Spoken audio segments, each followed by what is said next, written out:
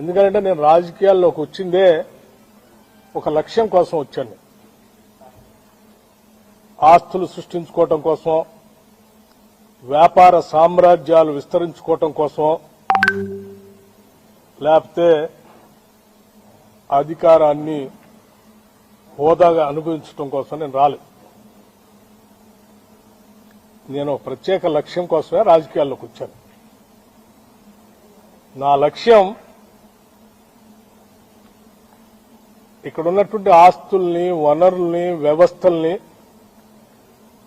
అన్నిటినీ కూడా సమాజంలో ఉన్న అన్ని వర్గాలకి సమానంగా పంచడం కోసమే నేను రాజకీయాల్లోకి వచ్చాను. దారి దోపిడిగారులు, లేకపోతే గద్దల్ లాంటి వాళ్ళు సమాజం మీద పడి పీక తింటా ఉంటే వాళ్ళని రక్షించడం కోసం, వాళ్ళ తరఫున మాట్లాడటం కోసం రాజకీయాల్లోకి వచ్చాను. అటువంటి నాకు నా జీవితం చాలా ట్రాన్స్పరెంట్ గా ఉంటుంది. ఎవరికో ఏదో ఉపయోగపడటం కోసం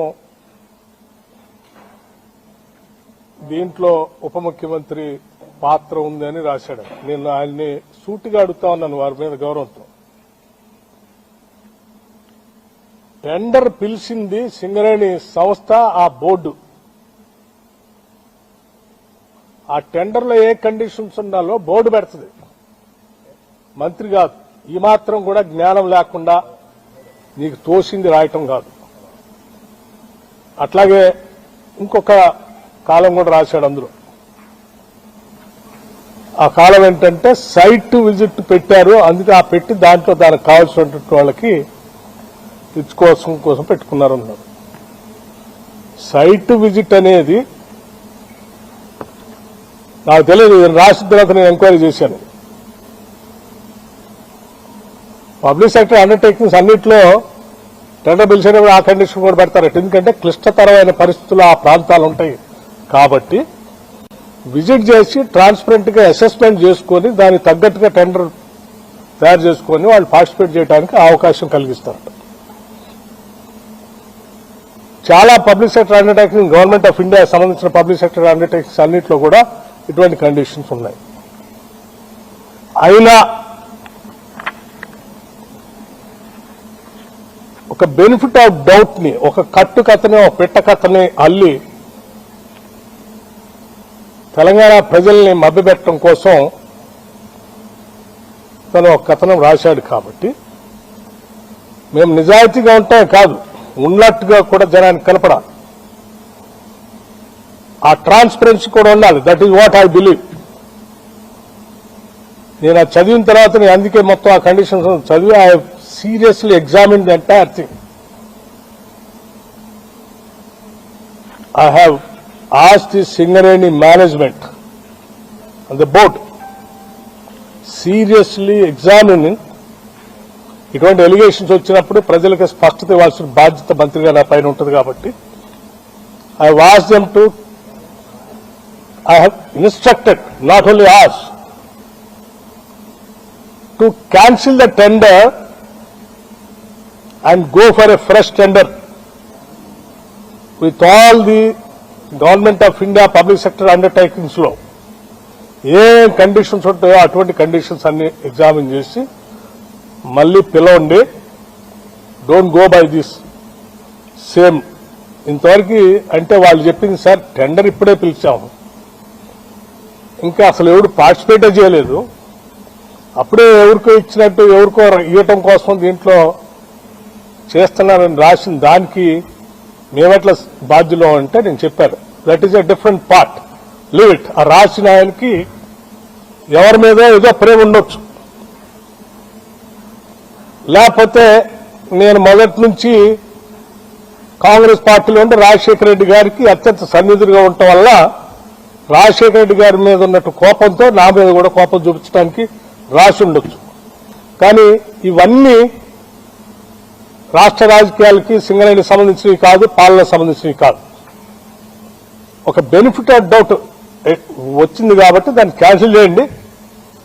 మిగతా విషయాలన్నీ కూడా నేను రాధాకృష్ణ తేల్చుకుంటాము, ఇది ప్రజలకు సంబంధించింది కాబట్టి ఇమ్మీడియట్ గా క్యాన్సిల్ ఇట్ అని చెప్పండి. I'm already instructed the Singareni board people to cancel it. ఇక రాధాకృష్ణ విషయానికి ఈ కట్టుకథ పిట్టకథ రాసిందని అన్నిటికీ అతను ఏ ఉద్దేశంతో రాశాడు, ఎందుకు రాశాడు, ఏ రాజకీయ ఉద్దేశం ఉంది, దాని వెనక ఎవరుండి నడిపిస్తున్నాడో అన్ని విషయాలు మళ్ళీ తిరిగి వచ్చిన తర్వాత నేను మొత్తం ఫుల్ ఫ్లెడ్జ్డ్ గా ప్రెస్ని పిలిచి నేను మాట్లాడతాను. అప్పటి వరకు మాత్రం I just want to make it very clear to the people of Telangana that నేను ఈ బాధ్యతలో ఉన్నంత కాలం ఏ గద్దల్ని, ఏ దోపిడీదారుల్ని, ఏ వ్యవస్థీకృతమైనటువంటి క్రిమినల్స్ ని తెలంగాణ ఆస్తులపైన కానీ తెలంగాణ వ్యవస్థలపైన కానీ నేను పడలేను. I will be keep protecting those things. I will stand for that. Thank you. Sir ఇది సింగరేణికి సంబంధించి అందుకే నేను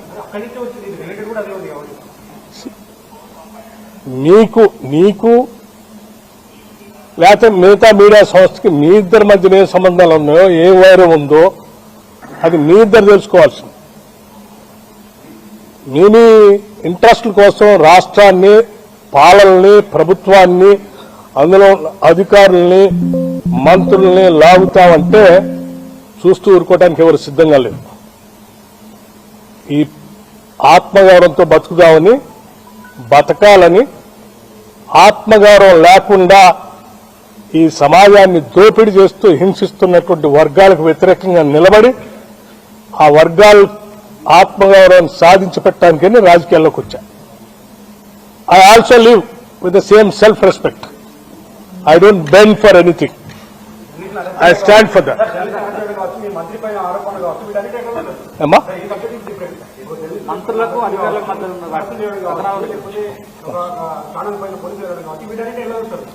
చాలా దురదృష్టం. That's what I'm saying. Any channel you cannot cook the stories and write. You don't have any right to spoil the image of other individual personalities. You cannot assassinate. What right do you have? After cabinet, yes. Now I have to rush to the Khammam and